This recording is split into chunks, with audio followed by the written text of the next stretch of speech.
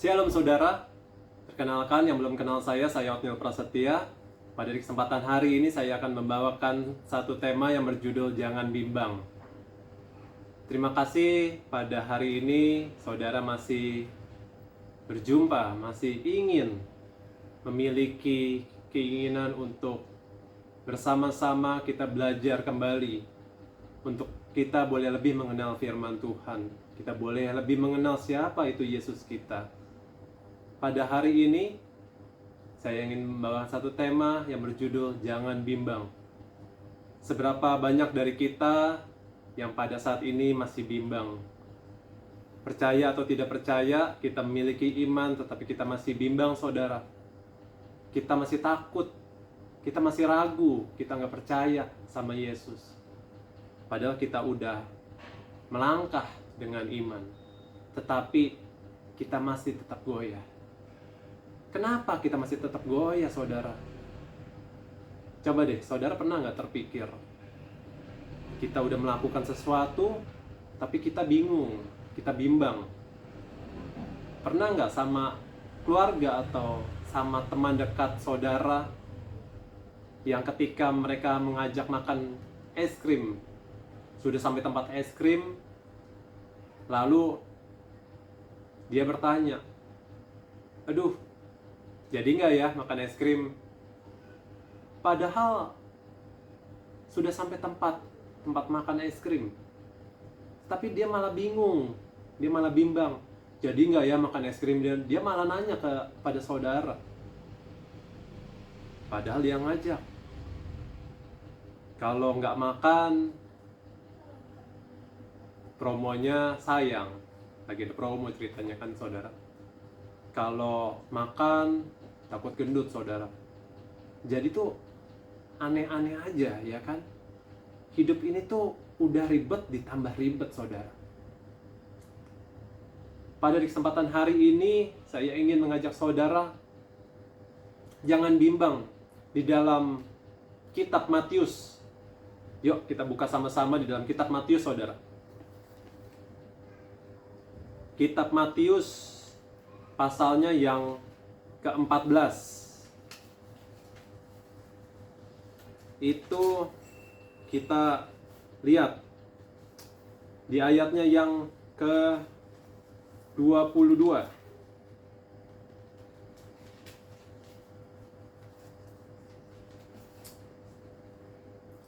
Sudah ketemu, saudara? Mungkin saya tidak bisa memantau satu persatu kepada saudara, tetapi kita baca. Saya akan bacakan untuk saudara. Yesus berjalan di atas air. Mungkin saudara pada banyak yang tahu akan cerita ini dari mana-mana. Tetapi ada satu hal yang nanti saya akan beritahukan, kita belajar bersama-sama. Ada lebih penting daripada sekedar iman, saudara. Yuk, Yesus berjalan di atas air. Sesudah itu Yesus segera memerintahkan murid-muridnya naik ke perahu dan mendahuluinya ke seberang. Sementara itu, ia menyuruh orang banyak pulang. Dan setelah orang banyak itu disuruhnya pulang, Yesus naik ke atas bukit untuk berdoa seorang diri. Ketika hari sudah malam, ia sendirian di situ. Perahu murid-muridnya sudah beberapa mil jauhnya dari pantai dan diombang-ambingkan gelombang karena angin sakal. Kira-kira jam 3 malam datanglah Yesus kepada mereka berjalan di atas air. Ketika murid-muridnya melihat dia berjalan di atas air, mereka terkejut dan berseru, "Itu hantu!" Lalu berteriak-teriak karena takut. Tetapi segera Yesus berkata kepada mereka, "Tenanglah, aku ini, jangan takut." Tetapi segera Yesus berkata kepada mereka, "Tenanglah, aku ini, jangan takut." Lalu Petrus berseru dan menjawab dia, "Tuhan, apabila Engkau itu, suruhlah aku datang kepadamu berjalan di atas air." Dahsyat ya Petrus ya. Punya iman. Kita lanjut dulu. Kata Yesus, "Datanglah." Maka Petrus turun dari perahu dan berjalan di atas air, mendapatkan Yesus. Tetapi ketika dirasanya tiupan angin, takutlah ia dan mulai tenggelam, lalu berteriak, "Tuhan, tolonglah aku." Segera Yesus mengulurkan tangannya, memegang dia dan berkata, "Hai orang kurang percaya, mengapa engkau bimbang?" Lalu mereka naik ke perahu dan angin pun redalah, dan orang-orang yang ada di perahu menyembah dia, katanya, "Sesungguhnya engkau anak Allah." Jadi pada kesempatan hari ini saya akan bawakan untuk Yesus berjalan di atas air.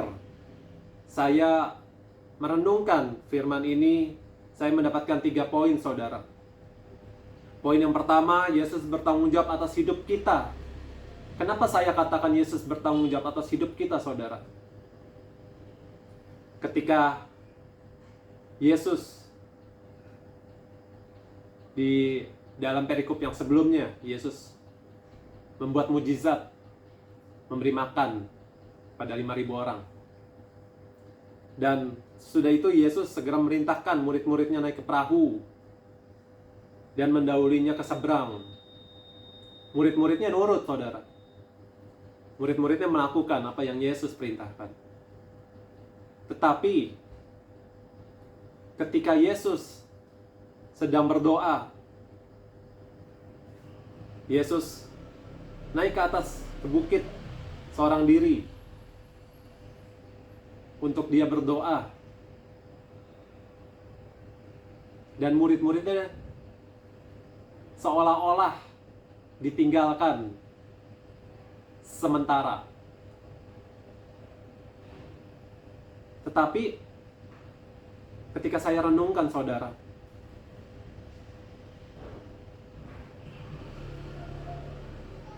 ketika kira-kira jam 3 malam, perahu murid-murid sedang diombang-ambing angin sakal, saudara. Yesus ada tuh. Yesus tidak tinggalkan murid-muridnya. Yesus bertanggung jawab karena dia perintahkan. Saya ingin mengajak saudara lebih mendalami. Bukan karena murid-murid, bukan karena kita bukan muridnya Yesus, tapi melainkan kita ciptanya Yesus. Berarti kita sama, saudara. Mau murid, mau sahabatnya Yesus, mau saudaranya Yesus, sama, saudara. Kita diciptakan oleh Allah. Jadi Yesus bertanggung jawab atas hidup kita, saudara. Jadi saat ini, saudara yang masih bimbang, saya ingin mengajak saudara mengenal Yesus lebih lagi. Yesus bertanggung jawab, saudara, atas hidup saudara dan saya. Poin yang kedua, Yesus penolong yang tepat waktu, saudara. Ada amin, saudara? Yesus penolong yang tepat waktu, saudara. Waktunya Tuhan, bukan waktunya kita. Ketika perahu diombang-ambingkan, tiba-tiba Yesus langsung datang. Katanya, kira-kira jam 3 malam datanglah Yesus kepada mereka berjalan di atas air. Yesus datang tepat waktu. Tidak sampai hanyut perahu murid-murid. Dan yang saya renungkan, bukan hanya sekedar iman. Terkadang iman itu tidak cukup, saudara. Kalau di dalam hidup kita mengimani satu hal, kita sudah melakukan, terkadang masih tetap bisa goyah, saudara. Buktinya Petrus. Ketika Petrus mulai berjalan, baru kena tiup angin. Padahal Yesus sudah memberikan contoh, saudara. Yesus sudah memberikan contoh. Yesus berjalan di atas air. buktinya aman. Tetapi dirasanya Petrus tiupan angin, iman Petrus mulai bimbang, mulai goyah. Seberapa banyak dari kita yang masih mengandalkan iman kita. Saya tidak bilang iman itu salah, saudara. Tetapi saya ingin mengenal, kita sama-sama mengenal siapa itu Yesus, siapa itu Allah kita. Bukan karena iman kita diselamatkan, tetapi oleh karena Yesus kita diselamatkan, saudara. Iman yang punya siapa sih, saudara? Yang ngasih siapa, saudara? Yang ngasih itu Yesus, saudara. Yang ngasih itu Allah, Tuhan kita. Jadi jangan pernah kita menomorsatukan iman kita selain daripada Yesus itu sendiri yang memberikan mujizatnya bagi saudara dan saya. Poin yang ketiga, yang saya renungkan, Yesus sanggup memulihkan segala persoalan kita, saudara. Ada amin? Saya percaya Yesus tidak akan pernah meninggalkan hidup kita, saudara. Apapun pergumulan masalahnya, apapun itu tantangannya, gak akan pernah Yesus meninggalkan hidup saudara dan saya. Buktinya apa? Oke, mungkin sekarang berat, saudara. Saudara ada tantangan, saudara ada persoalan yang mungkin terkadang mesti gali lubang, tutup lubang, mesti mengorbankan ini itu. Saya percaya di saat kita menoleh ke belakang, betapa banyaknya mujizat Tuhan yang sudah saudara rasakan. Saya pernah merenungkan betapa baiknya Yesus dalam hidup saya.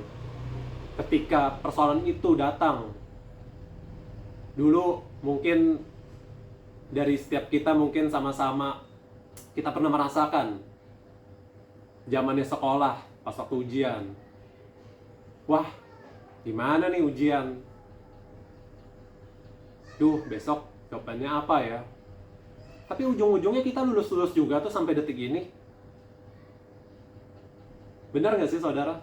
Dari SD, wah susah ya. Ujung-ujungnya lulus. SMP juga sama, ada ujian nasional. Ujung-ujungnya lulus.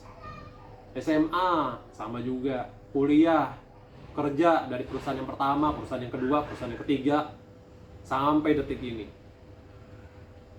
Jadi jangan deh kita berpikir hidup ini tuh kayak drama Korea gitu, ya kan? Yang selalu ada drama dibikin, ada episode, ya kan? Ada season. Hidup ini tuh udah ribet, saudara. Jangan ditambah ribet. Yuk kita sama-sama kita mengenal siapa itu Yesus kita, saudara. Biar kiranya pengenalan kita akan Dia, kita boleh semakin dikuatkan, kita boleh semakin kita mengerti, dan kita boleh melangkah dengan iman bersama-sama dengan Yesus. Amin, saudara. Kita tutup di dalam doa. Tuhan, terima kasih pada kesempatan hari ini hamba-Mu boleh menyampaikan isi firman-Mu. Biar isi firman-Mu boleh mengajarkan kami semua, ya Tuhan. Kami boleh memiliki pengenalan yang lebih lagi akan Engkau, ya Tuhan Yesus. Ajar kami, ya Tuhan, jangan pernah tinggalkan hidup kami sendiri, karena kami percaya Engkau tetap terus selalu ada dalam hidup kami. Tambah-tambahkan iman kepada kami, ya Tuhan Yesus, dan ajar kami boleh menyerahkan segala sesuatunya, segala persoalan kami hanya ke dalam tangan kasih-Mu saja, ya Tuhan. Di dalam nama Tuhan Yesus, kami percaya tidak ada yang mustahil bagi Engkau. Haleluya, amin. Shalom. Tuhan Yesus memberkati.